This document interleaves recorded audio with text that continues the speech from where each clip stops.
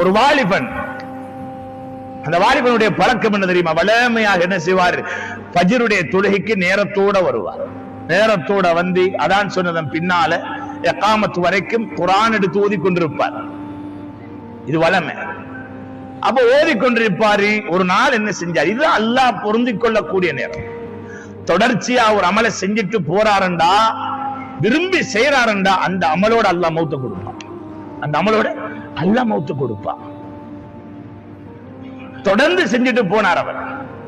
அப்ப அந்த நேரத்தில் அந்த வாலிபன் ஒரு நாள் ஃபஜ்ருடைய தொழுகைக்கு பின்னால குர்ஆன் ஓதிக்கொண்டிருக்கிறார். ஓதிக்கொண்டிருந்துட்டு இகாமத்துடைய நேரமாகுது. குர்ஆனை கொண்டு போய் ரெக்ல வைக்க போறார். குர்ஆனை வைக்கிற அந்த தட்டுல வைக்க போறார்.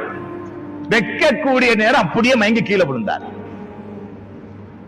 இப்ப எல்லாரும் என்ன செஞ்சாங்க? தூக்கினாங்க. அவசரமா ஹாஸ்பிடல் கொண்டு போயிட்டாங்க. கொண்டு போனா டாக்டர் பார்த்தாரு, சரியான மாதிரி பல்ஸ் குறைஞ்சிட்டு போகுது, இது அவரை உயிருக்கு ஆபத்து என்று சொல்லி அவசரமா ஆபரேஷன் பண்ணும் முடிவெடுத்தாங்க. அவசரமா ஆபரேஷன் பண்ணும். ஏதோ ஒரு பிளாக், அவசரமா ஆபரேஷன் பண்ணும். இப்ப இந்த வாலிபனை மயக்க போறார். ஆனா இந்த வாலிபன் மயக்கத்திலேயும் தெளிவாக இருக்கிறார். ஏனென்றா இந்த மயக்கம் சும்மா அந்த போதையால வந்த மயக்கம் அல்ல, இது மவுத்துடைய மயக்கம்.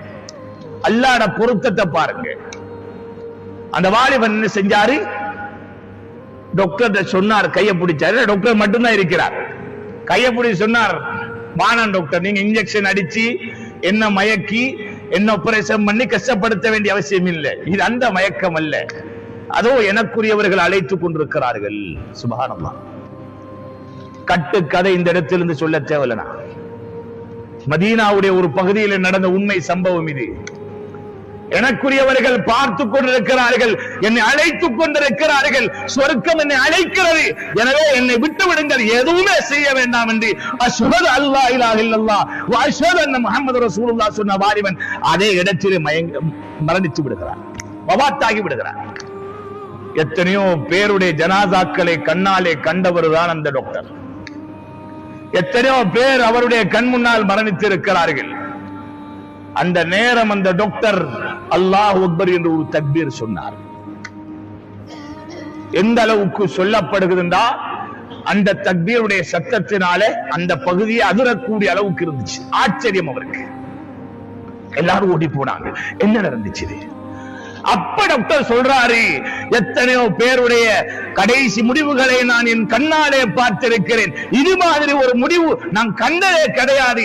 இந்த மாதிரியான முடிவு எனக்கு வர வேண்டும் என்று ஆசைப்படுகிறேன். என்னால் தாங்க முடியாமல் தான் கத்தினேன் என்றார்.